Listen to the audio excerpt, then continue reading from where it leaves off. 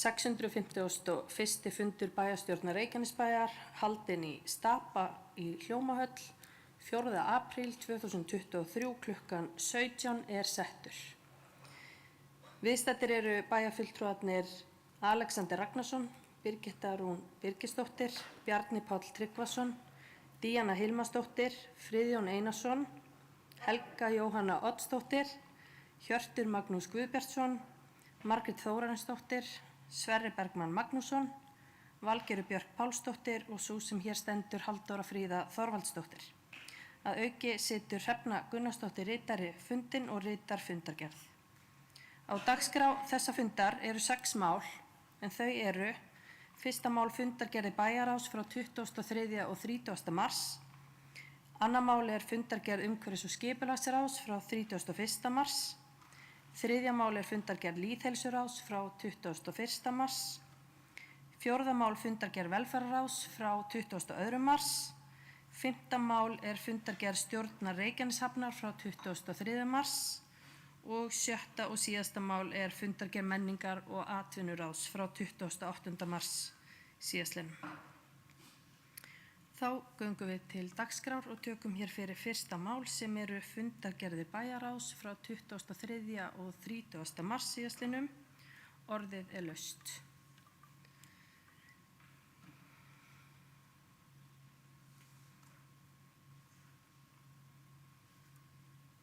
Það er enginn sem óskar eftir að taka til máls undir fundargerðum bæjarráðs.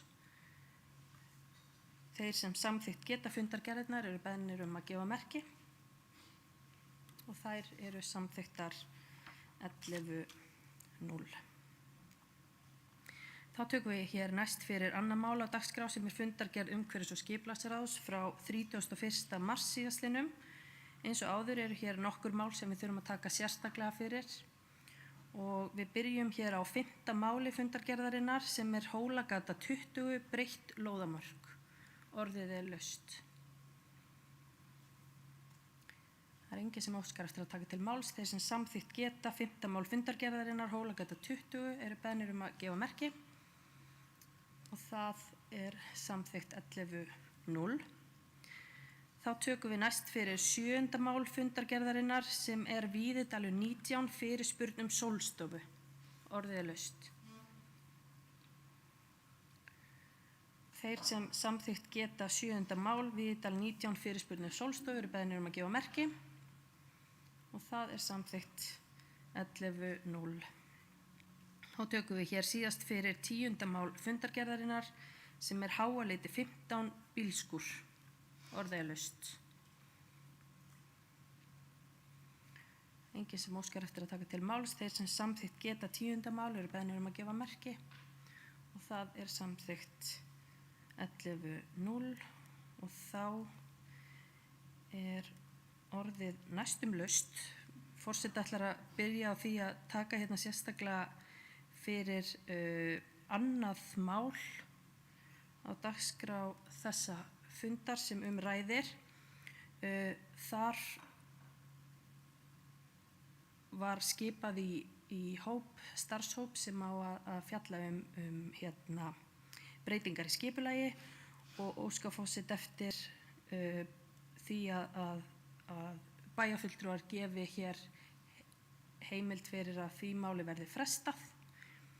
Þannig að við tökum það fyrir hérna á eftir. Forseti leggur til að því máli verði frestað. En orðið er laust fundargerðina annars.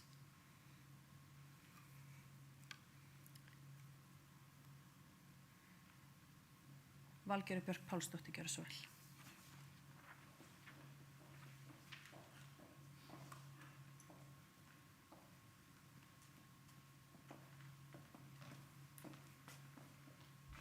Virðulegi forseti, bæjarfulltrúar og aðrir gestir.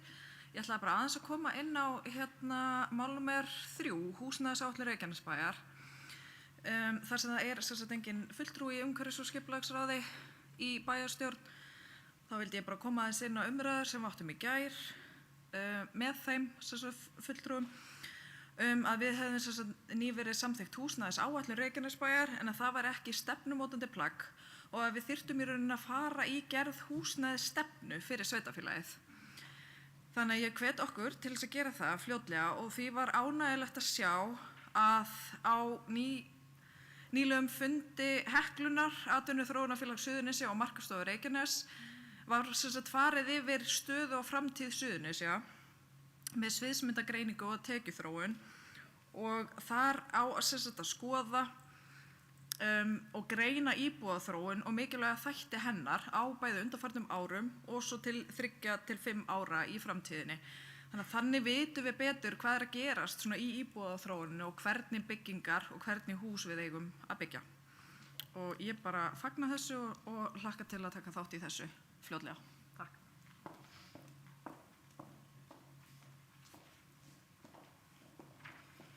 Orðið laust fundargerð umhverfis- og skipulagsráðs frá 31. mars.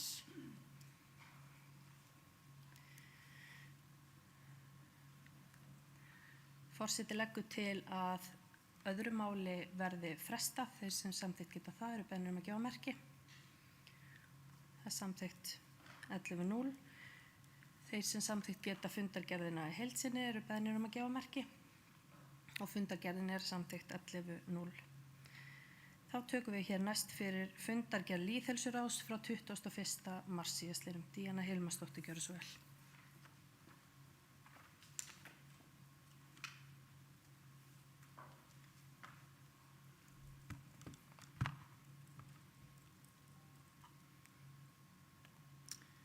Forseti, bæjarfulltrúar og gestir, mér langar að renna létt yfir fundargerð Lýðheilsuráðs frá 21. mars síðastliðinn.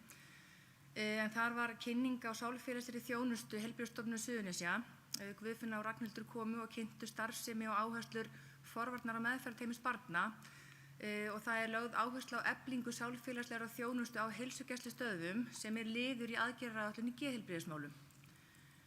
Kristinn Óskarsson, mannauðsstjóri Reykjanesbæjar, mætti á fundinn undir lið 2 og fór yfir lýðheilsumál starfsmanna Reykjanesbæjar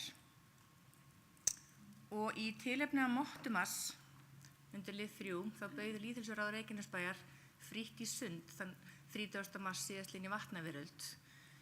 En eins og örugglega flestir vita þá er mottumars árlegt átak Krabbameinsfélagsins í baráttunni gegn krabbameini hjá körlum og Lýðheilsuráð vildi leggja málefninu lið með viðburðunum og vekja þannig athygli á mikilvægi þess. Ráðið hrærði í vöflur og seldi til styrkta mottumars og Krabbameinsfélagið var einnig á staðnum með sinn varning til sölu og allur ágóði rann til Krabbameinsfélagsins. Og einnig var ráðgjafi frá Krabbameinsfélaginu á staðnum með ýmiss konar fræðslu og leiðbeiningar fyrir þá sem það vildu. Og rúsinan í pylsuöndunum var svo Valdimar, hann kom á svæðið og tók lagið. Og þetta heppnaðist mjög vel, ég komst í miður ekki, þurfti að sinna þessum 6 fermingarveislum sem mér var boðið í. Það var fjölmennt í lauginni og mikil og góð stemning. Þetta er rosalega flott framtak hjá Lýðheilsuráði og ég vil þakka þeim innilega fyrir þetta framtak. Og svo langar mig, með leyfi forseta, að fá að lesa yfir umsögn Lýðheilsuráðs vegna þingsályktunartillögu.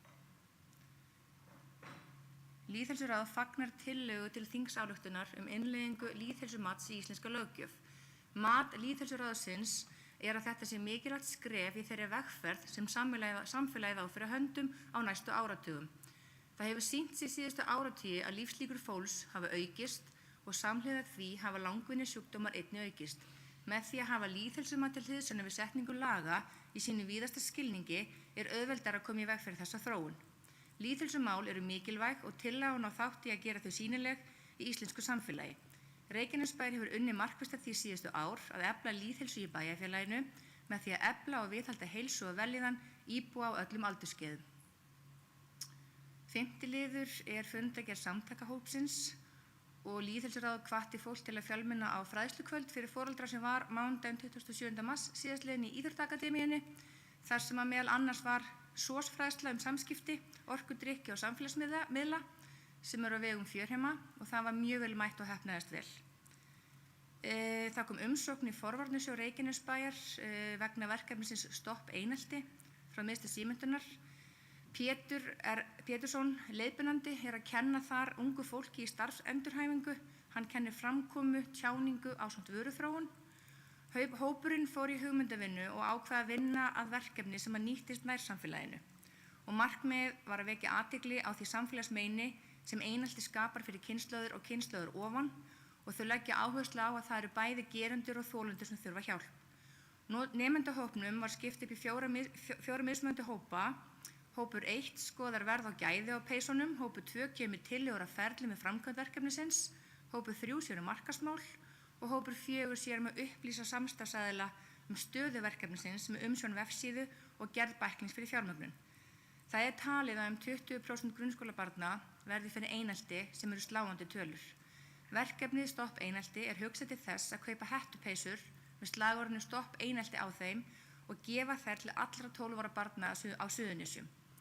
Heildarkostnaður 2,5 milljón og inn í þeirri upphæð eru 450 peysur, flutningskostnaður, merking með slagorð og grafík ásamt dreifingu í skóla. Ástæða þess að einelti var fyrir valinu að vekja fólk til umhugsunar alvarleika þess ofbeldis sem einelti og hópurinn hefur leitað að fjárstuðningi í verkefnið meðal fyrirtæki hér í bæ og fengið ágætis undirtektir. Barnamálaráðherra styrkir verkefnið og Lýðheilsuráð Reykjanesbær samþykkti einnig að setja fjármagn í verkefnið og því fagnaði ég mjög. Þetta mjög þarft verkefni og ég ætla að leyfa mér að taka stórt til orða og segja að einelti hefur eyðilagt líf margra. Afleiðingar eineltis ekki eitthvað sem maður hristir af sér, hvort sem maður gerandi eða þolandi. Og það mikilvægt að við tölum einelti, að við vinnum með einelti og að það sé tekið á einelti. Og svo í lið 7 að þá vill Lýðheilsuráð minna á einstakan apríl og skipulagning viðburðar hjá ráðinu stendur yfir. Takk.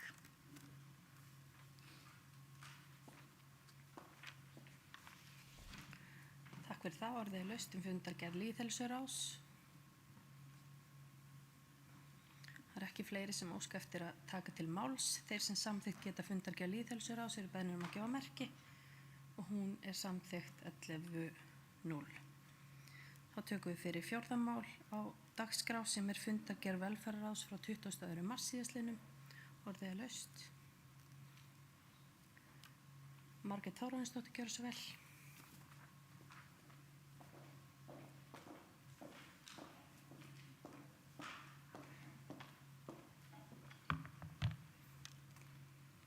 Virðulegi forseti og aðrir viðstaddir, ég kem hér undir lið 2, málefni flóttafólks.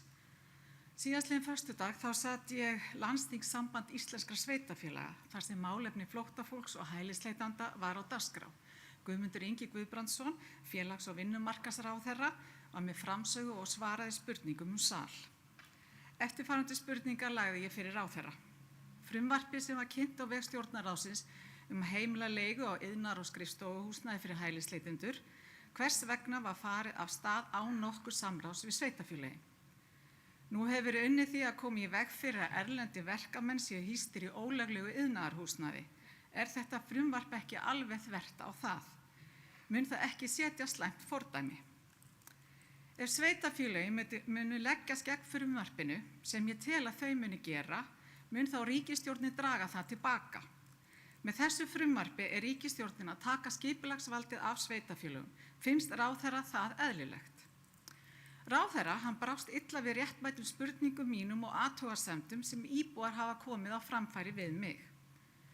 Við höfum séð að ráðuneytið hefur verið að taka blokk eftir blokk til leigu til að leigja undir hælisleitendur og þeir sem að missa leigusamninga sína á þessu ári fá ekki endurnýjun á samningi og eru sendir út á götuna.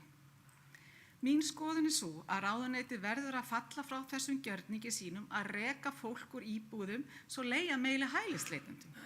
Við verðum sem samfélag við sem samfélag getum ekki samþykkt slík vinnubrögð og við verðum að standa fastar gegn stjórnvöldum. Ég tel að ráðherra gerir sér enga grein fyrir því hver staðan alvarleg hér vegna mikils fjölda hælisleitenda. Hann lofaði að fækka þeim en hefur ekki staðið við það, heldur þvert á móti fjölga þeim. Í dag eru 1000 manns í úrræðum ríkisins á Ásbrú sem samsvarar rúmlega 20% allra umsækjenda alþjóðlega vernd á síðasta ári. Ég hef ítrekað það sem ég hef sagt áður hér og fjölmargir sem til þekkja hafa bent á að Reykjanesbær löngu komin að þolmörkum við móttöku flóttafólks. Við hér í Reykjanesbæ höfum svo staðið okkur vel í móttöku flóttafólks. Við vorum frumkvöðlar og boðin og búin að aðstoða flóttafólk. Ríkisvaldið þakkar hins vegar fyrir sig með því að senda enn fleira flóttafólk til okkar án nokkuð samráðs. Þrátt fyrir að sveitarfélagið sé komið langt yfir þolmörk.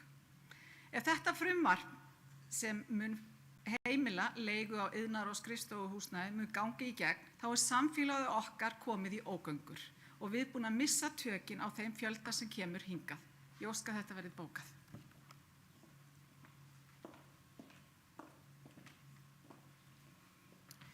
Helga Jóhanna Oddsdóttir, gjörðu svo vel.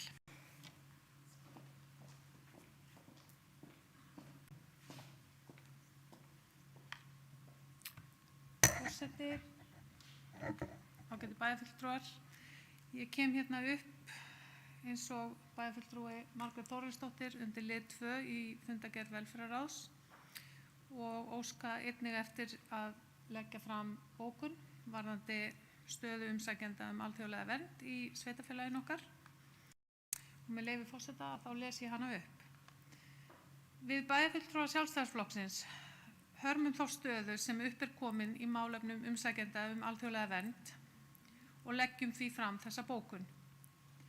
Í upphafi skal þess getið að gera verður greinarmun á umsækjendum alþjóðlega vernd annars vegar og flóttafólki sem fellur undir samning Reykjanesbæjar við ríkið samræmda móttöku flóttafólks hins vegar. Reykjanesbær hefur gert samning samræmda móttöku flóttafólks og sá samningur tekur til 350 manns sem við tökum á móti, styðjum við aðlögun að samfélaginu og markmiðið að minnka umfang þess samnings á samningstímanum.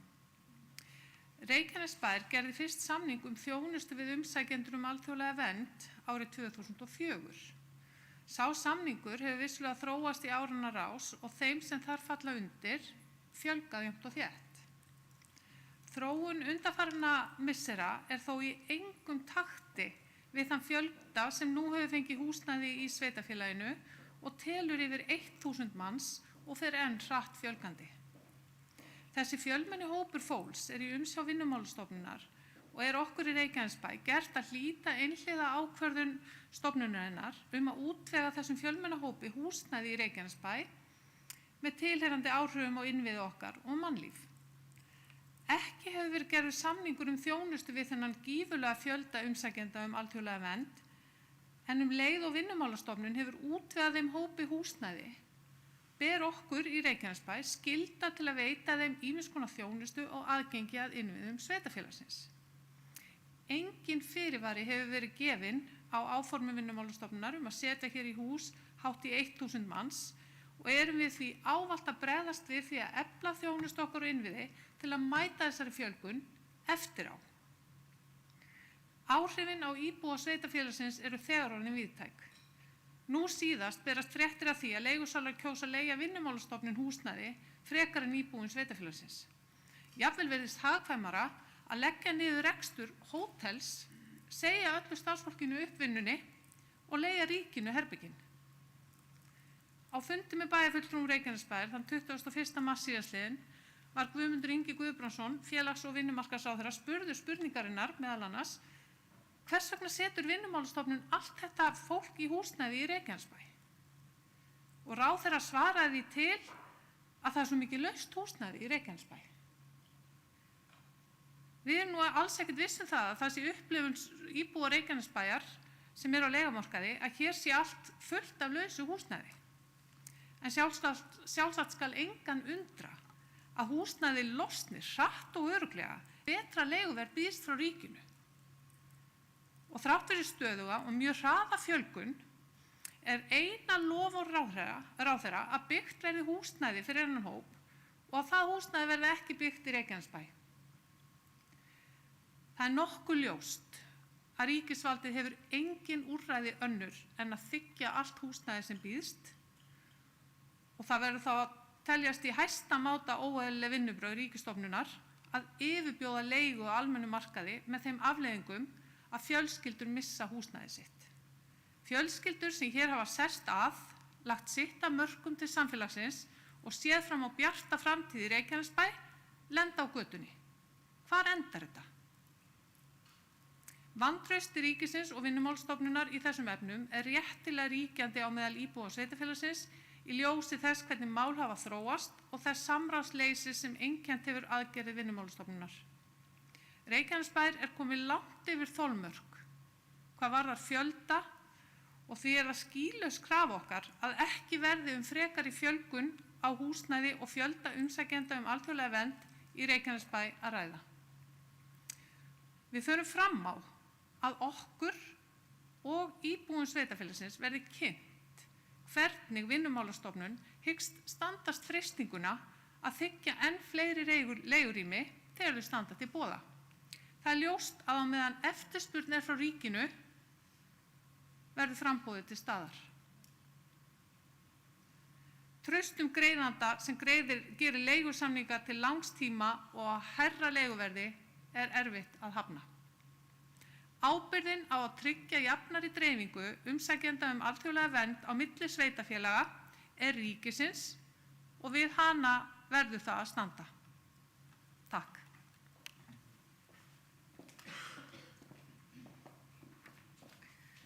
Orðið er laust. Friðjón Einarsson, gjörðu svo vel.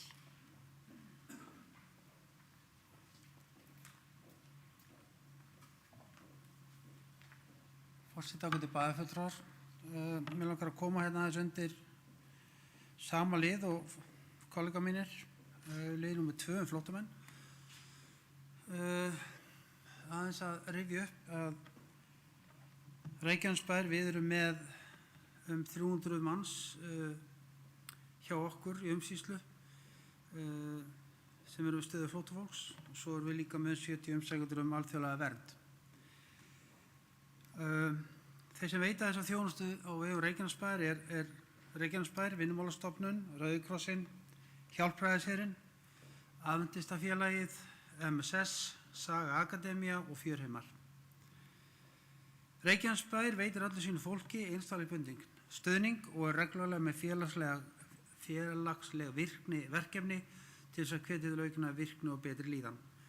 Til að mynda er þetta lýðheilsunámskeið, sundkort, Mindspring og foreldrahópar, leikfimi fyrir konur og kalla. Vinnumálastofnun stendur nú fyrir því að taka offíseraklúbbinn á leigu undir starfsemi sem hefur fengið vinnuheitið Klúbburinn. Þarna er stór geimur núna sem eftir að skipta upp og hanna, en þar mun koma inn ýmis starfsemi fyrir þeirra notendahóp sem og fleiri. Háleituskóli er í samstarfi við Vinnumálastofnun með undirbúning og koma þar fyrir í hluta húsnæðisins þróunarskóla fyrir börn sem eru að sækja vernd eða komin vernd en þurfa aðlögun á skólasamfélaginu.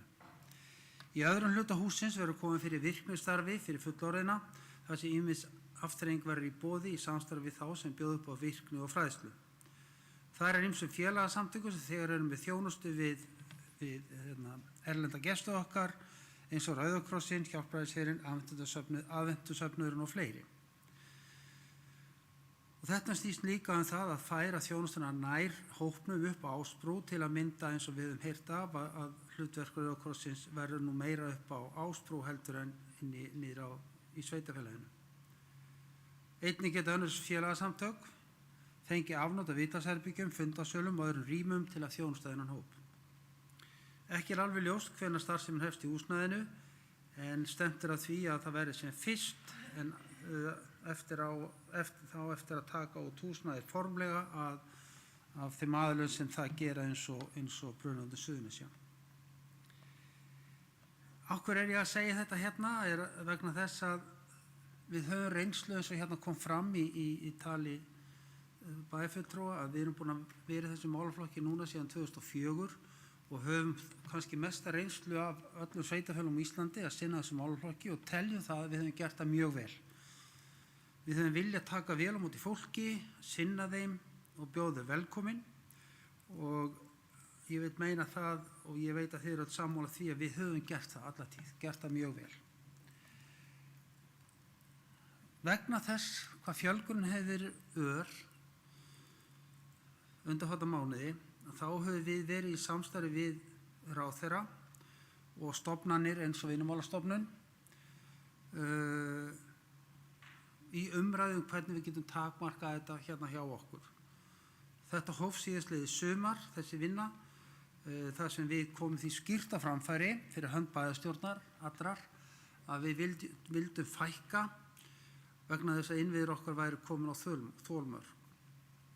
Við skrifum undir nýjan samning við ráðuneytið þar sem það tekið sérstaklega fram að það muni fækka hjá okkur á haustmánuðum verulega, en þó ljóst að svo fjölgun sem hérna var minnst á áðan mun sennilega vara út maí.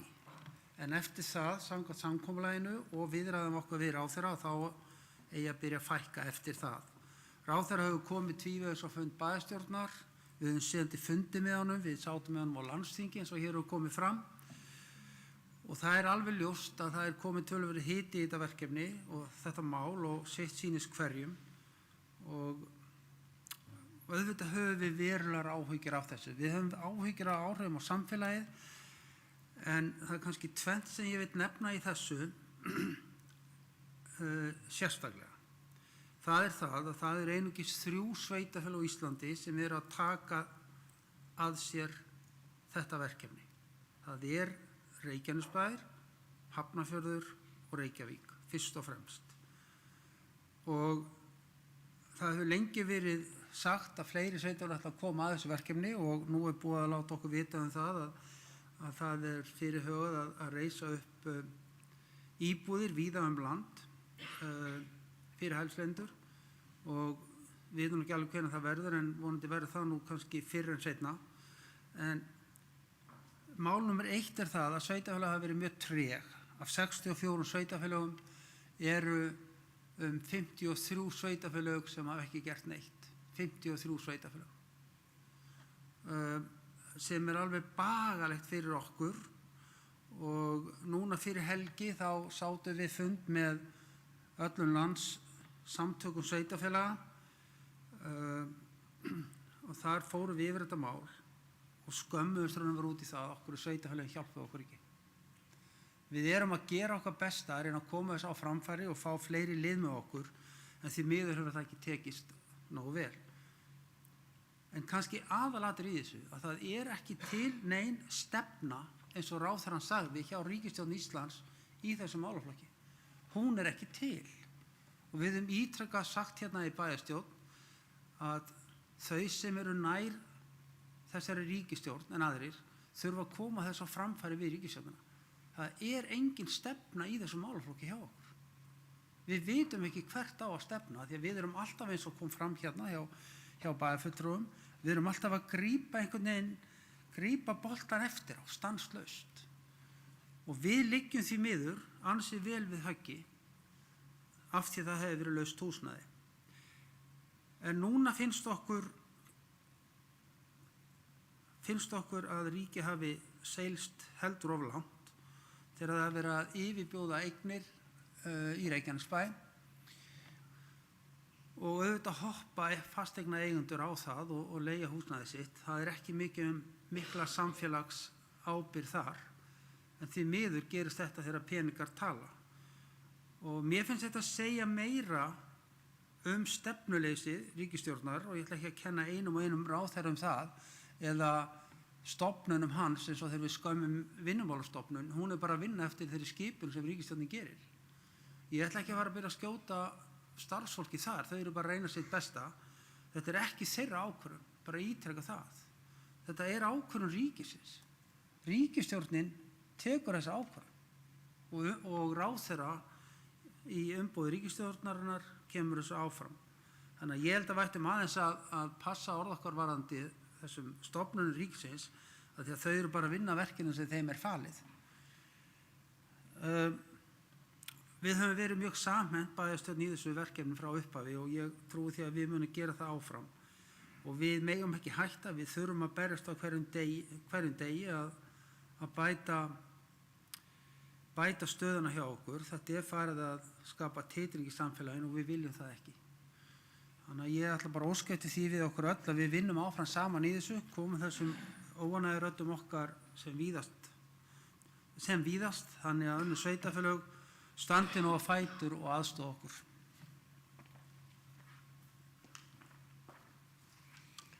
Takk fyrir þetta. Ég ætla að taka undir það sem hér var sagt. Við höfum verið stolt af því að vera sveitarfélag sem tekur þátt í þessu verkefni undanfarin ár og við höfum svo sannarlega verið leiðandi og geta líka kennt öðrum sveitarfélagum sem að stíga sín fyrstu skref. En á sama tíma höfum við líka talað hátt og skýrt það að við getum ekki tekið á móti svona miklum fjölda og gert það almennilega eins og við viljum gera. Og þess vegna snýst þetta það að fá fleiri sveitarfélög á borðinu. Það eru allt og fá sveitarfélög sem taka þátt í því að taka á móti fólki á flótta. Það væri kannski ágætt að fá nánari greiningu á því af hverju það einhver tregi til, hvort sem það snýst húsnæði eða ekki. Og við sáum það að leikreglum var aðeins breytt þegar tekið húsnæði hér á leigu sem í notkun. Og það hægt að gera víða annar staðar og við verðum að biðla líka til eigenda fasteigna hér í okkar sveitarfélagi. Og þetta samfélagslega ábyrgð þeirra líka að standa með okkar verkefnum. Af því við vitum líka að við erum að taka á móti fólki eins og við ræddum á síðasta fundi. Þetta eru manneskjur sem að flýja hræðilegar aðstæður og það engum greiði gerður að við förum að ýta undir eða ala á fordómum í þeirra garð.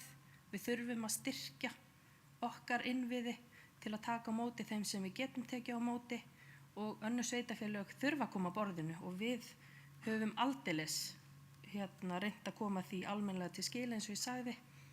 En vonandi verður leikreglum bara líka breytt þar og sveitarfélög verði gert skylt að taka á móti fólki eins og við vitum að sums staðar annars staðar í heiminum.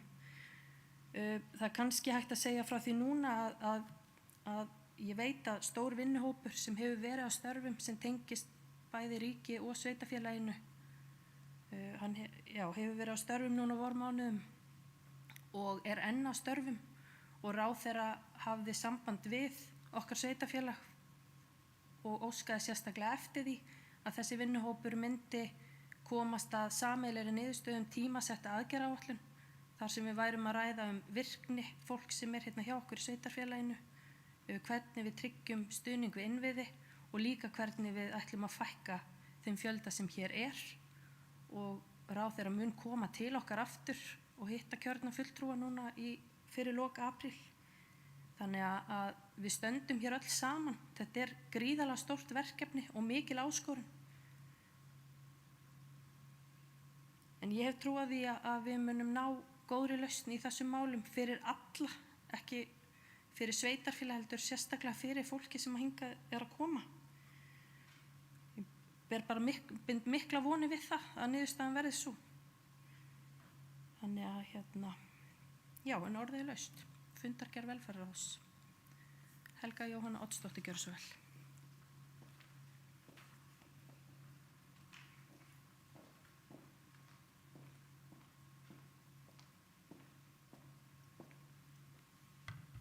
Forseti, ágætu bæjarfulltrúar. Ég held við getum nú öll verið sammála það að við erum búin að gera vel og á endanum snýst þetta að sjálfsögðu alltaf fólk sem að flýja erfiðar aðstæður. Ég kem hingað upp núna hins vegar undir lið eða 6. máli í fundargerð velferðarráðs varðandi mælaborð og tölulegar upplýsingar þar sem að lagðar fram tölulegar upplýsingar vegna fjárhagsaðstoðar og sérstaks húsnæðisstuðnings í febrúar og hér borin saman febrúar 2023 og febrúar 2022 og með leyfi forseta þá les ég upp bókun bókun í velferðarráði og þar segir í febrúar 2023 fengu 365 einstaklingar greidda fjárhagsaðstoð frá Reykjanesbæ, 220 karlar og 145 konur. Fjárhagsaðstoðin var veitt til 88 heimila sem ábjuggu 184 börn. Alls voru greiddar 55.018.424 krónur í fjárhagsaðstoð eða að meðaltali 150.735 krónur per einstakling. Í sama mánuði árið 2022 fengu 152 einstaklingar greidda fjárhagsaðstoð frá Reykjanesbæ, 106 karlar og 46 konur. Fjárhagsaðstoðin var veitt til 34 heimila sem á bjuggu samtals 88 börn og alls voru greiddar 24.199.275 krónur í fjárhagsaðstoð eða meðaltali 159.205 krónur per einstakling í febrúar 2022. Þarna sjáum við aukningu útgjalda 127%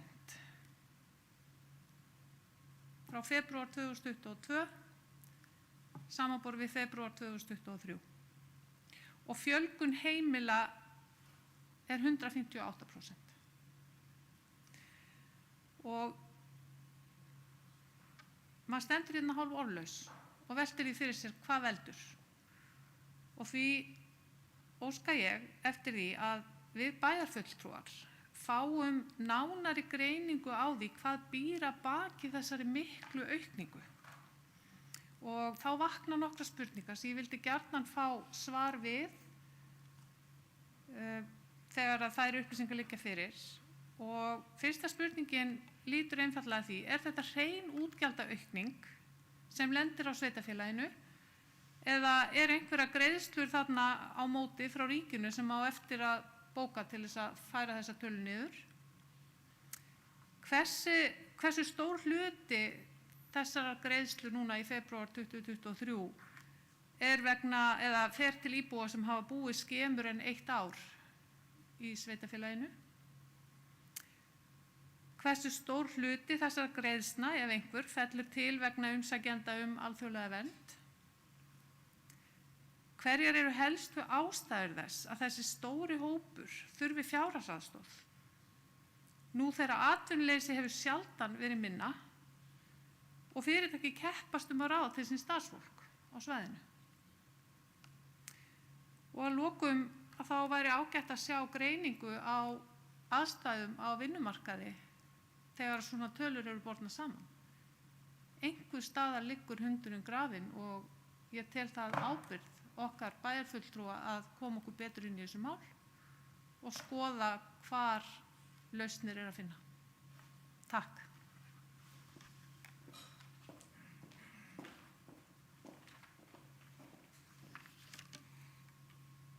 Orðið er laust. Friðjón Einarsson, gjör svo vel.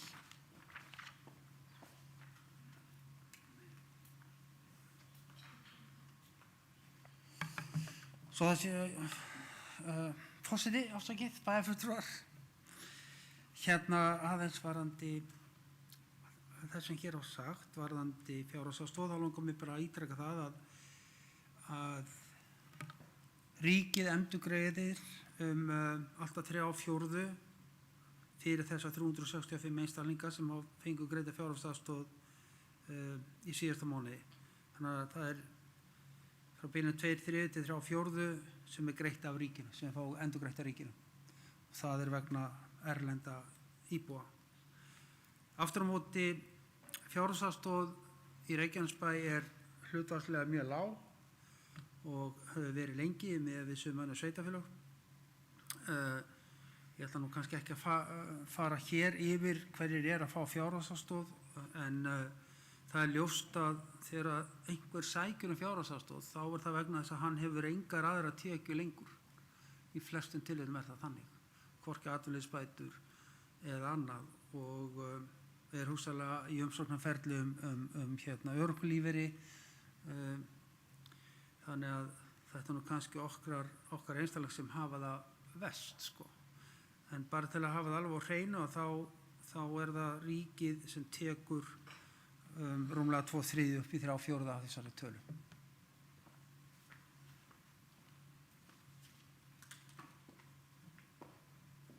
Bjarni Páll Tryggvason, gjör svo vel.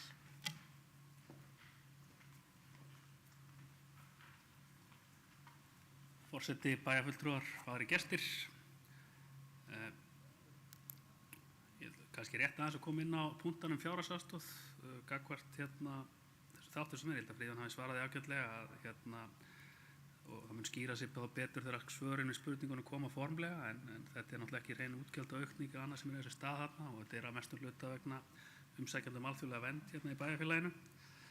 En það eru kannski aðrir þættir sem við skulum líka greina svolítið og horfa á eins og bæjarfulltrúi Helga Jóna kom inn á sem við skulum ekkert ignora þó svo við afgreiðum kannski einhverja tímabundin vandkvæði þarna í þessum málaflokki á þennan máta.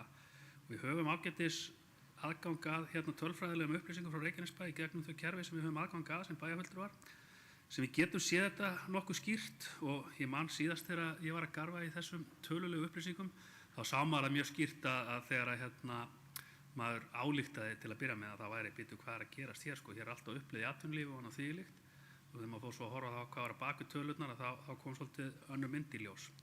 En þetta samt sem áður alltaf svona umhugsunar efni að það virðist vera ákveðin hópu fólk sem er svolítið fastur þarna á þessu kerfi því það alveg sama hversu vel árar í samfélaginu og þá erum við alltaf þarna í ákveðnum fasta þarna.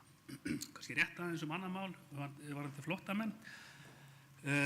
Bara mjög fínir hlutir sem hafa komið hérna fram á fundinum í dag og sérstaklega þessi svona áfrýjunar orð sem við erum svona að bera til ríkisvaldsins, ráðherra og vinnumálastofnunar og þvílíkt að taka svolítið tillit til okkar sem samfélags og þessi, ég veit ekki hvað maður á að kalla þetta, þessi svona þetta dilemma, afsækið slettuna sem við búum hérna við skilur að hafa ekki að vera náttúrulega bara í frjálsu markaðshagkerfi, ráði ekki því hverju leigja húsnæði hérna og annað og hvernig þetta að þróast, þetta náttúrulega alveg ótrúlegt að fylgjast með þessu sko og sýnir okkur bara frá því COVID-takmörkunar aflétt og stríð braust út í Úkraínu bara hversu stórt og umfangsmikið þetta verkefni og aðilar verða sannarlega að leggjast á árar með okkur, það ekki hægt að leggja þetta allt saman hérna á sveitarfélagið.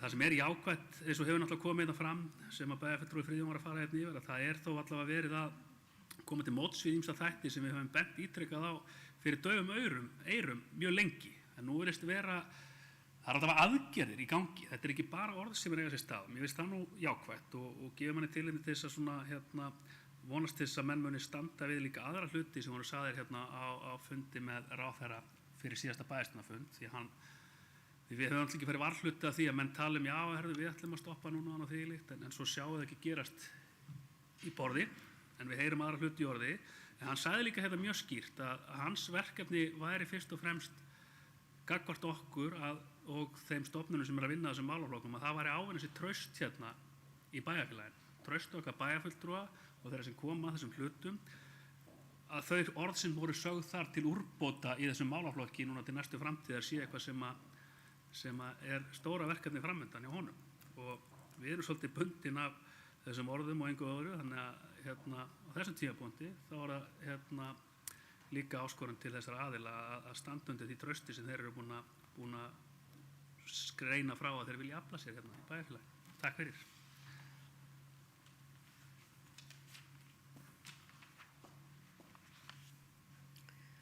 Orðið er laust. Það ekki fleiri sem óska eftir að taka til máls undir fundargerð velferðarráðs. Þeir sem samþykkt geta fundargerðinni eru beðnir að gefa merki og hún er samþykkt 11:0. Þá tökum við hér næst fyrir fundargerð stjórnar Reykjaneshafnar. Hjörtur Guðbjörnsson, gjörðu svo vel.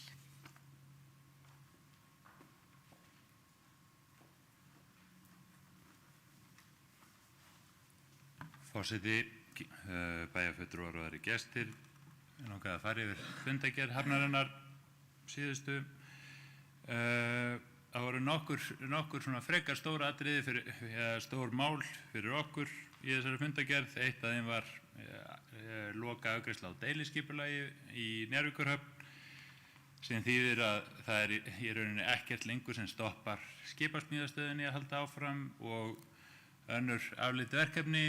Þetta í rauninni blæs skipaþjónustuklasanum ber undir báða vengi þannig að það eru mjög spennandi verkefni þar framöndan. Síðan er vinna hafin á fullum krafti við atvinnuþróunarstefnu Reykjanesbæjar sem er eitt af verkefnum sem við fengum núna með breyttum verkefnum og nefnda skipan. Eitt af því sem við ákváðum á þessum fundi var að hefja vinnuna þannig að við myndum skipta bænum eftir aðalskipulagi, horfum á aðalskipulagið eins og það lagði sig, litakóðað, tókum þau svæði sem tilheyrðu atvinnu og einhvern hátt, hvort sem það er iðnaðar eða athafnasvæði, verslunar og þjónustu og svoleiðis, og byrjum á því að fókusa á einhver ákveðin svæði og finna styrkleika þeirra svæða og síðan í lokin að horfa á stóru myndina þegar við erum búin með öll þessi svæði. Að sjálfsögðu í þessari vinnu þá nýtum við þau gögn sem eru nú þegar til, þá vinnu sem var búið að vinna á atvinnu, hvað heitir það, Súlan, atvinnu og markaðssvið, og svo að sjálfsögðu Katigó skýrslan sem er nýkomin út. Síðan fór hafnarstjóri Reykjaneshafnar Halldór á sýningu í síðustu viku í Miami í Flórida, þar sem hann átti heila 8 fundi með áhugasömum fyrirtækjum og komu í Keflavíkurhöfn fyrir skemmtiferðaskip, og ég ætla að sýna ykkur hérna, hann var svo sniðugur, hann fór í hraunið, nýjasta hraunið í Grindavík, náði sér í mola, afhendi hverjum einasta aðila sem hann fundaði með nýjustu vöru Íslands. Og þetta er svolítið fyndið, ég hélt á þess á skrifstofunni hjá honum áðan, stal einum mola, og þetta er svo fyndið að því að okkur finnst þetta svo ómerkilegt, þetta er bara eitthvað grjót eins og er allstaðar hérna í kringum okkur, en fyrir erlenda aðila þá er þetta virkilega spennandi, þetta er að koma úr iðrum jarðar, þetta kom bara fyrir nokkrum mánuðum og svo glitrar þetta líka, þannig að þetta er alveg sérstaklega spennandi og mér finnst þetta ofboðslega skemmtileg leið til að vekja athygli og minna á okkur. Eitt af því sem við gerðum í tengslu með þetta var að opna nýja heimasíðu sem er portofreykjanes.is sem tengir og er svona gáttinn fyrir höfnina, Reykjaneshöfn, fyrir Visit Reykjanes, Visit Reykjanesbær, fyrir höfnina, þannig að það sé svona one stop shop og sé eitthvað frontur fyrir þá aðila sem hafa áhuga að koma hérna og fá allar upplýsingar á einu stað. Já, það er reyndar eitt sem ég langaði að nefna líka í tengslu við atvinnustefnuna. Ein af áskorunum eða verkefnunum sem við höfum er kannski tengt í þarna síðasta máli sem var í umræðinni í velferðarráðinu, en það er að nýta kraftinn og fjölbreytileikann sem er komin inn í bænum, og við erum farin að sjá það. Erlendir einstaklingar eru byrjaðir að kaupa fyrirtæki, gömul og grófin fyrirtæki, og maður sér það setur svona aðeins annan blæ á marga verslanir og þjónustufyrirtæki, en virkilega skemmtilegt, og við þurfum að sjá hvernig við getum nýtt þessa einstaklinga til þess að bæta okkar samfélag. Þannig að það er ágætt að það komi fram. Síðan fengum við að lokum fulltrúa Reykjanesklasans til að koma og kynna stöðuna þar. Það var mjög gaman að frétta að þeir eru búnir að borga fyrir fasteignirnar, Norðurálshúsin. Þannig að það þýðir bæði að verkefnið verður, þetta er byrjað, það er margra ára óvissa er loksins úr sögunni með þessi hús. Þetta er búið að vera í umræðinni síðan allavega á mínum fyrsta fundi 2009. Það eru komin að vera 14 ár síðan ég satt með fyrsta fundi í atvinnu- og hafnaráði, og allan tíman hafi þessi hús verið þarna og ekkert í þeim. Þannig að vonandi fyrir við að sjá núna loksins eitthvað grósku, eitthvað spennandi, og það er rosalega gaman að eftir að hafa setið í öll þessi ár í atvinnu- og hafnaráði, síðan stjórn Reykjaneshafnar, síðan núna bráðum aftur atvinnu- og hafnaráði, að hætta að tala um skuldir, hætta að tala um endalausa peninga, vera alltaf með fjárhagsáhyggjur, sitja jafnvel á sakamannabekk fyrir framan alla kröfuhafa sem var bara stór salur fullur af fólki, og þurfa að verja ákvarðanir, en núna erum við að einblína á uppbygginguna. Ég held að bæjarfulltrúi Alexander Ragnarsson sem er hérna með okkur geti alveg tekið undir það líka, hvað er gaman að vera stanslaust í uppbyggilegu starfi og sjá bara möguleikan og tækifærin sem er í boði.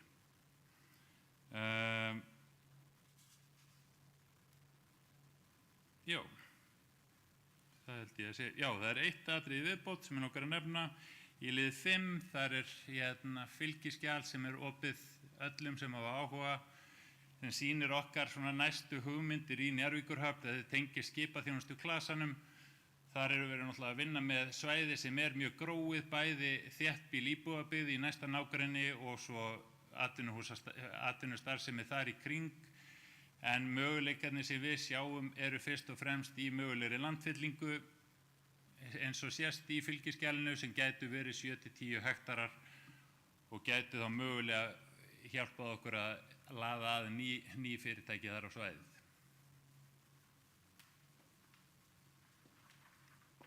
Takk fyrir þetta. Alexander Ragnarsson, gjörðu svo vel.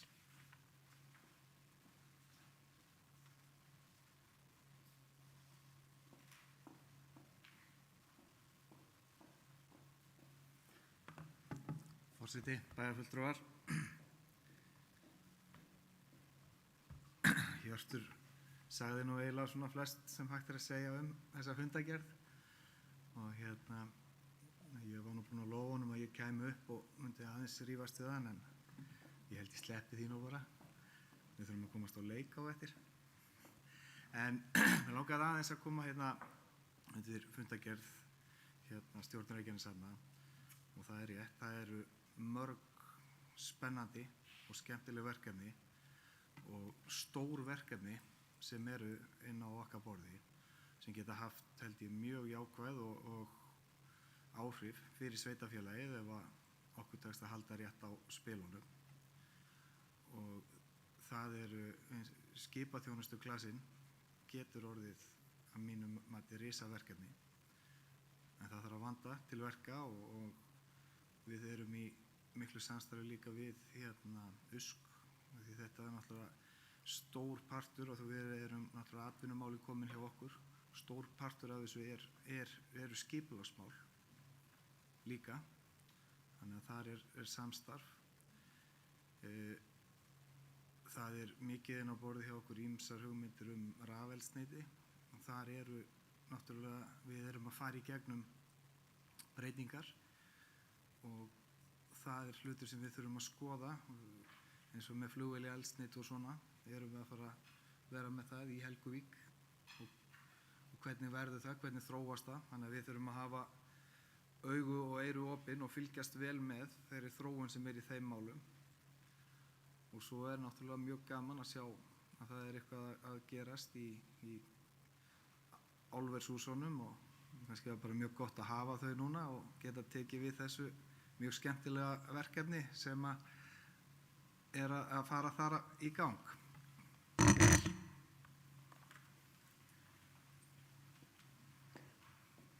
Helga Jóhanna Oddsdóttir.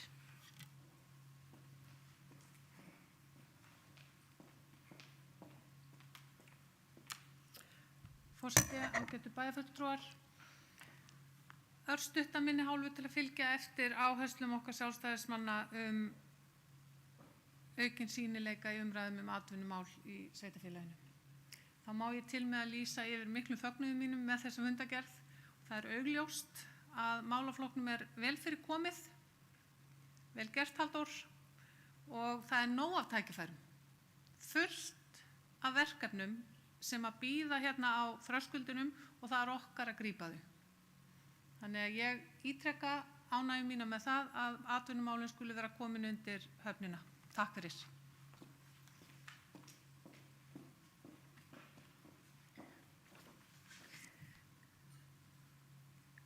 Hjörtur Magnús Guðbergsson, gjörðu svo vel.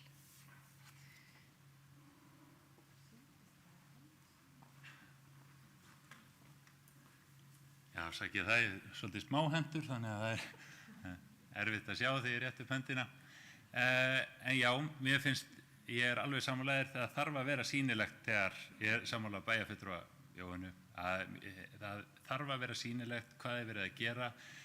Það verður samt að halda því til haga að við höfum svona trúnaðarlið sem er alltaf síðasti liður á dagskrá hjá okkur sem heitir upplýsingagjöf hafnarstjóra en mun líklega breytum nafnbráðum en sá liður er fyrst og fremst ætlaður sem upplýsingagjöf þau mál sem þola ekki í dagsljósi að svo stöddu og ég held að við skiljum öll hvers vegna oft eru verkefnir á viðkvæmu stigi og svoleiðis en allar þær upplýsingar sem við getum gefið og frekar reynum að ganga eins langt og við getum eins og við gerðum í lið 5 með að sýna okkar ítrustu vonir breytingar í Njarðvíkurhöfn, að við birtum þessar upplýsingar þannig að allir séu upplýstir gang mála.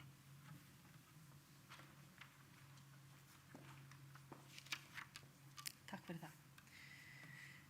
Orðið er ennþá laust fundargerð stjórnar Reykjaneshafnar. Það er ekki fleiri sem óska eftir að taka til máls. Þeir sem samþykkt geta fundargerðin eru beðnir að gefa merki og hún er samþykkt 11:0. Þá tökum við hér fyrir síðasta mál á þessari dagskrá sem er 6. mál fundargerð menningar- og atvinnuráðs frá 28. mars síðastliðnum. Orðið er laust. Sverrir Bergmann Magnússon.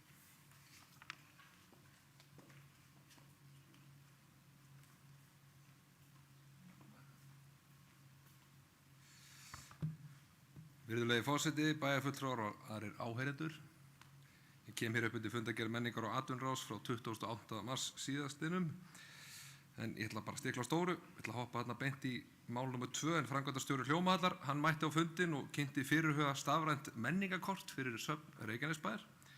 En pælingin er að íbúar Reykjanesbæjar geti þá fengið stafrænt kort í snjalltæki sitt gegn vægu gjaldi og veitir það þeim aðgang á öllum söfnum Reykjanesbæjar ásamt mögulega fleiru þá í heilt ár. Einnig eru hugmyndir að hægt verði að kaupa menningarkort til skemmri tíma sem myndi þá henta einstaklega vel fyrir bæði gesti og ferðamenn sem að heimsækja Reykjanesbæ. Þriðja mál þá er að markaðsstefna Reykjanesbæjar en eftir mikla vinnu undanfarin misseri og umsagnir úr flestum ef ekki öllum ráðum Reykjanesbæjar er markaðsstefna Reykjanesbæjar klár til fyrri umræðu í bæjarstjórn. Íþróttir, menning, náttúran og nýsköpun eru nú 4 meginstóðir stefnunar og staðfærsla Reykjanesbæjar er í Reykjanesbæ setjum við kraft í allt sem við gerum. Það var 5. mál en það er menningarsjóður Reykjanesbæjar 2023. Menningarfulltrúi Reykjanesbæjar fór yfir þær umsóknir sem bárust í menningarsjóð. Alls bárust 23 umsóknir verkefnisstyrki upp á tæpar 13 milljónir króna og 11 menningarhópar sóttu endurnýjun og þjónustusamningi við sveitarfélagið. En megin markmið sjóðsins er að styrkja verkefni sem líklega eru til að efla menningarstarfsemi í Reykjanesbæ. 10 verkefni hlutu styrk að þessu sinni að upphæð 2.720.000 og 2,2 milljónir var eitt í þjónustusamninga við 11 starfandi menningarhópa í sveitarfélaginu. Nákvæmari útlistun er svo að finna í fundargerð þessari fyrir áhugasama. Svo er 6. mál Ljósanótt 2023 en undirbúningur fyrir Ljósanótt 2023 er hafinn og fer hátíðin fram dagana 31. ágúst til 3. september. Ráðið hvetur alla hagsmunaaðila til að taka höndum saman að skapa frábæra Ljósanótt 2023 eftir stórkostlega Ljósanótt 2022. Allir sem luma á góðum hugmyndum eða hafa áhuga að leggja hátíðinni lið með fjölbreyttum hætti eru hvattir til að setja sig í samband við menningarfulltrúa Reykjanesbæjar. Ég ætla að hoppa svo yfir í mál 8 en það er Byggðasafn Reykjanesbæjar. En Byggðasafn Reykjanesbæjar og Þjóðminjasafn Íslands safna frásögnum varnarliðið á Miðnesheiði og áhrif þess á líf og störf Íslendinga. Markmið er að safna heimildum persónulega upplifun fólks. Útbúnar hafa verið 4 spurningaskrár. 3 eru íslensku og fjallum vinnuna á vellinum, menningaráhrif og hernaðarandstöðu. Svo 4. er á ensku og er ætluð hermönnum og fjölskyldu þeirra sem dvöldu hér á Íslandi. Þau sem hafa áhuga geta tekið þátt í verkefninu og svara einni eða fleiri spurningaskrám á netinu en þær verða opnar í 1 ár. Allir landsmenn eru hvattir til að taka þátt enda hafði vera hersins áhrif víða. Spurningaskránar er hægt að nálgast gegnum menningarsögulega gagnasafnið SARP inn á sarpur.is. 9. mál, en það er bókasafn Reykjanesbæjar. Á dögunum var opnuð ný sýning í áttagastofu bókasafnsins tónlistargoðið Elvis Presley, betur þekktar sem konung rocksins. Á sýningunum eru skemmtilegi munur og fatnaður frá tímabili rockarans. Sýningin er opin á opnunartíma safnsins og hvetji alla sem hafa ekki farið nú þegar að kíkja á þessa skemmtilegu sýningu. 10. mál, það er safnahelgi á Suðurnesjum, en safnahelgi á Suðurnesjum fór fram 18. og 19. mars síðastliðinn. Markmiðið með helginni var að kynna fyrir íbúum og landsmönnum hinn fjölbreyttu söfn og sýningar sem sveitarfélögin á Suðurnesjum bjóða upp á. Söfn Reykjanesbæjar tóku virkan þátt í safnahelginni og buðu upp á skemmtilega dagskrá í tilefni hennar. Yfir 1000 manns lögðu leið sér í dös safnahús þessa helgi og margt fólk var einnig í Rocksafni Íslands sem og bókasafni Reykjanesbæjar. Þá fengu 2 hópar á eigin vegum einnig aðstoð frá Reykjanesbæ til þáttöku. en það voru stríðsminjasafnarar og hópur víkinga sem að vöktu gríðarlega mikla athygli og dróa sér mikinn fjölda gesta. Ráðið færir öllum þakkir sem tóku þátt í þessari safnahelgi. Fleira var það ekki. Takk. Takk fyrir þessa yfirferð. Birgitta Rún Birgisdóttir, gjörðu svo vel.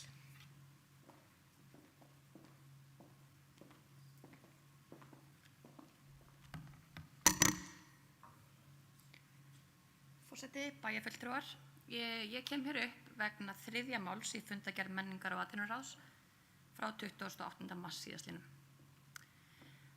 Markastefna Reykjanesbæjar sennilega sú stefna sem hefur fengið hvað mesta umfjöllun af þeim stefnum sem gerðar hafa verið fyrir Reykjanesbæ.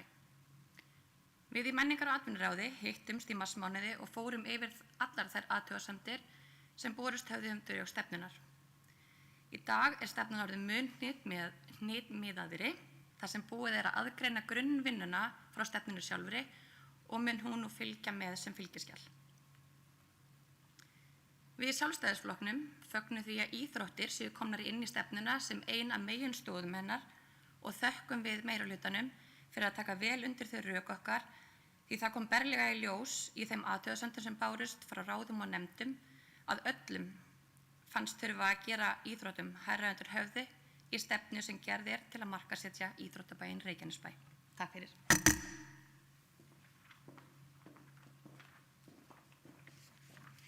Takk fyrir þetta.